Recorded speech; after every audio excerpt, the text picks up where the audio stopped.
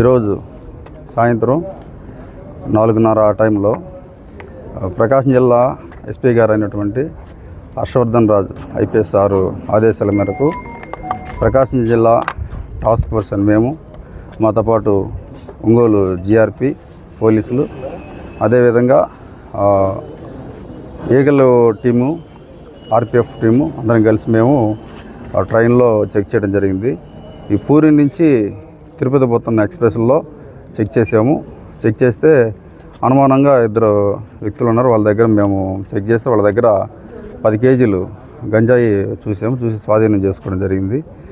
Further investigation గురించి Ongole GRP పోలీసులకి ఆ 2 వ్యక్తులని, అదేవిధంగా గాంజాను కూడా వాళ్ళకి అప్పచెప్పడం జరుగుతుంది. 10 కేజీలు అండి. జనరల్ చెకింగ్ అండి. జనరల్ చెకింగ్ చేసాము. జనరల్ చెకింగ్లో పట్టుబడడం జరిగింది. ఈరోజు సాయంత్రం